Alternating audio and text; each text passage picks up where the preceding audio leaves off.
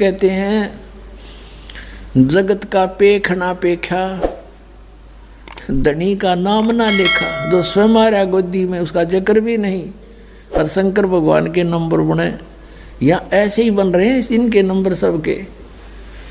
जैसे ये दास श्री कृष्ण जी, विष्णु जी, शंकर भगवान, हनुमान जी और श्याम जी, इन सब के पुजारी थे।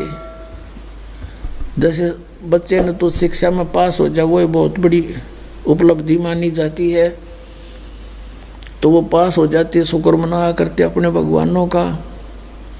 फिर रोजगार प्राप्त हुआ, सर्विस लगी, शुक्र मनाया अपने भगवानों का।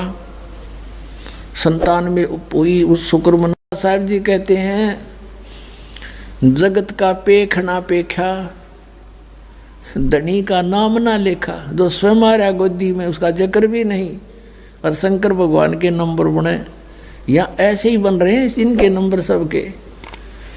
जैसे ये दास श्री कृष्ण जी, विष्णु जी, शंकर भगवान, हनुमान जी और श्याम जी, इन सब के पुजारी थे। जैसे बच्चे ने तो शिक्षा में पास हो जाए वो बहुत बड़ी उपलब्धि मानी जाती है, तो वो पास हो जाते, शुक्र मना करते अपने भगवानों का। फिर रोजगार प्राप्त हुआ, सर्विस लगी, शुक्र मनाया अपने भगवानों का। संतान में हुई, उस शुक्र मनाया इन्हीं भगवानों का। अब पता चला कि ये तो कुछ दे ही नहीं सकते, ये तो पिछले संस्कार फलें थे, एज इट इज था, का पूर्व निर्धारित जो लिखा हुआ प्रारब्ध था वही मिल रहा था। और पूर्ण परमात्मा कबीर जी हमारे संस्कार भी चेंज कर देते हैं, हमारे पाप का नाश करके हमें सुखी कर सकते हैं, दुख का निवारण कर सकते हैं। ये था वो धनी। कहते जगत का पेख ना पेखा, धनी का नाम ना लेखा। जो सब कुछ करता उसका जिक्र भी नहीं था। अब क्या होता है, अब गरीबदास साहिब जी ने परमात्मा के बारे में कैसा चित्रण किया है अपनी अमृतवाणी में, थोड़ा सा ये वर्णन करते हैं। परमात्मा की ये अमर वाणी है पुण्यात्माओं। जैसे यहाँ आए हुए बच्चे जो सो भी गए, छोटे छोटे बेटा बेटियां, उनके ऊपर भी ये वाणी असर कर रही है। उनके अंदर बहुत कुछ प्रक्रिया कर रही है। जैसे एक सर्प डसा हुआ व्यक्ति मूर्छित हो जाता है और गार्डू एक मंत्र, एक सेंटेंस सा अपना सिद्ध कर देता है, उस मंत्र को बार बार बोलता रहता है उस शरीर के ऊपर। ना वो तो अचेत पड़ा है, और उसके बोलने से, उस वाणी के मंत्र के प्रभाव से वो विष रहित होकर के सचेत हो जाता है।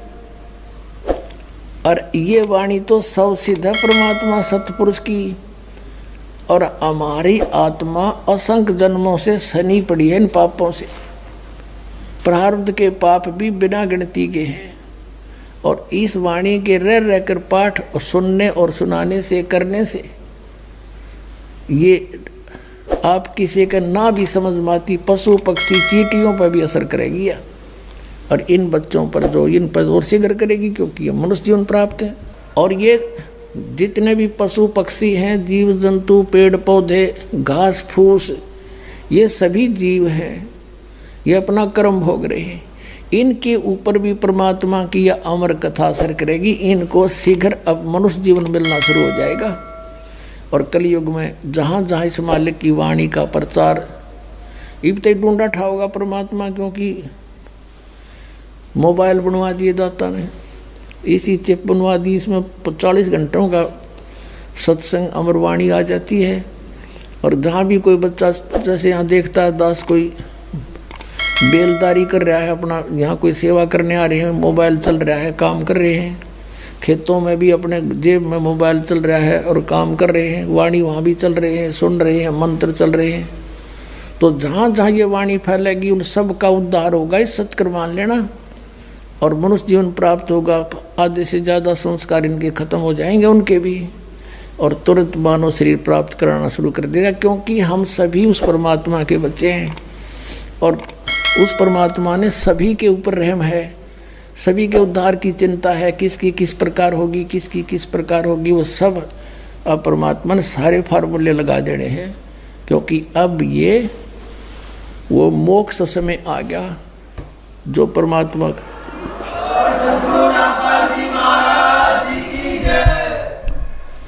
तो कहने का भाव दास का ये है कि इस अमरवाणी ने जितनी बार सुना उतना ही थोड़ा, और परमात्मा की कथा को सुनने में आपकी इतनी रुचि रहनी चाहिए जैसे आप सुबह आहार करते हो और शाम को फिर उसी भूख लगती है तो आप स्वस्थ हैं। और यदि आपको कुछ अरुचि बनती है भोजन में तो समझो आपका कोई ना कोई शरीर में रोग स्टार्ट हो गया है। अब उसका इलाज क्या है, उपचार क्या है? भूख ना लगे तो कोई टैबलेट लेनी पड़ेगी, कोई रोग है तो कड़वी औषधि खानी पड़ेगी, तब भूख लगेगी।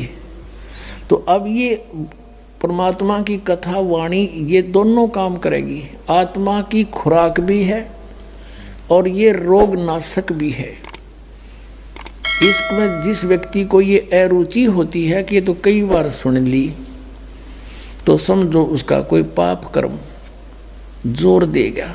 अब कोई करड़ा पाप आ लिया, तुलसी पिछले पाप तय हरि चर्चा ना भावे, और जैसे जबर के वेग तय भूख बेदा हो जावे। किसी व्यक्ति को मलेरिया जबर हो गया हो और उसको भूख नहीं लगती, काजू किस्मत सेब संतरे रोटी प्रतिदिन जो आहार करते हैं वो भी कड़वी लगती है। रोटी कड़वी नहीं, मनुखा दाख कड़वी नहीं, उस जवर ने उसके शरीर की व्यवस्था इतनी बिगाड़ दी कि स्वादिष्ट वस्तु भी उसको कड़वी लग रही है। उसका ट्रीट